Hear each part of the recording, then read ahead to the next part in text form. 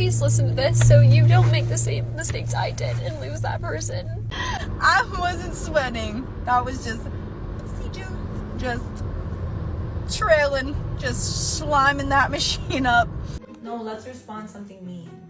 Okay, fat women, I'm going to teach you how to get the princess treatment from men, and I'm talking like you're over 300 pounds. Modern Women Archives. I always joke about how, like, I leave a snail trail everywhere I go. If I'm in gym clothes especially, it seeps through so bad. It's on every seat that I sit on, whatever. Even in high school, this was like a thing.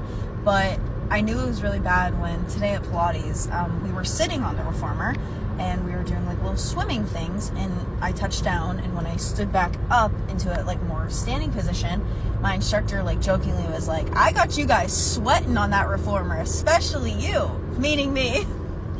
I wasn't sweating. That was just pussy juice. Just trailing, just sliming that machine up. And I was like, yeah. So I sat down and like did the white forward thing. But like also she shouldn't have called me out because it's like fucking shady. Like I feel like she knew that like obviously it wasn't sweat, but like whatever. But even at the gym and stuff, like I have to literally like carry a towel and like wipe that shit off. And it's not even embarrassing. It's just like, why? This is just nasty. Who wants to use a gym machine after it's covered in poon juice? Not to mention after it's dried up.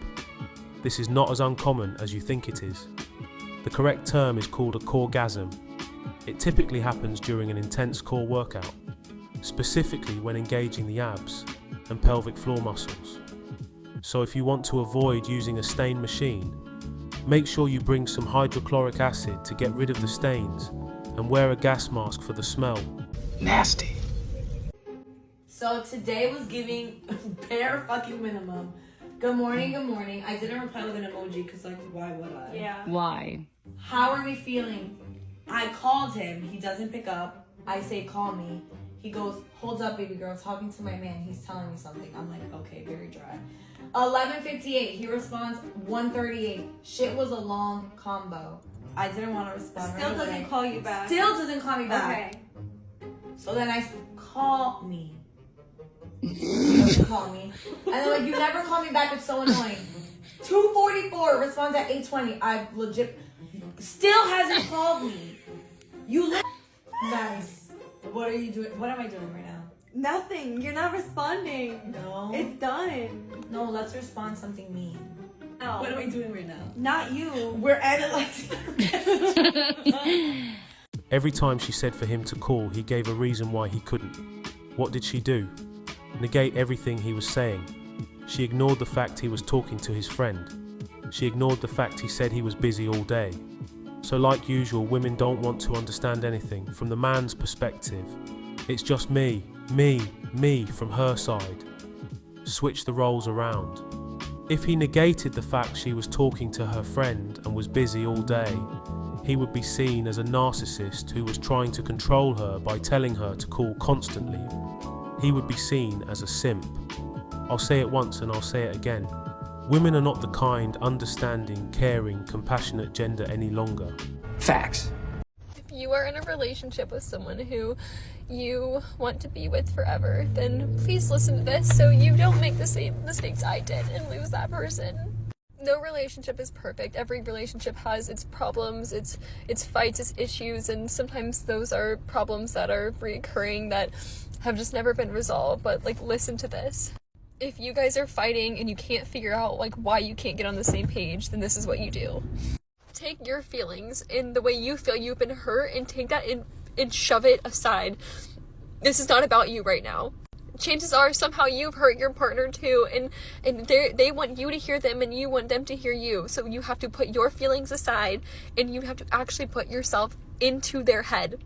Now once you're in their head, think of the way that you acted in a situation, something you said, an action you did, and then think about, based on your action, how would they have felt? I want you to really feel it. Like, this is not just like, put yourself in their shoes. Like, I need you to feel it. Feel that emotion. Feel their pain. Put your feelings aside. Empathize with your partner. And just love them. Literally just love them. Like, please stop fucking fighting and just love each other. Ultimately, This is where women end up when they're constantly focusing on how they feel instead of trying to understand how their boyfriend or husband feels. This woman realised her mistake, but it was way too late, and the guy broke up with her. If a woman is not trying to understand what you're dealing with, as much as they expect you to understand what they are dealing with, run a mile.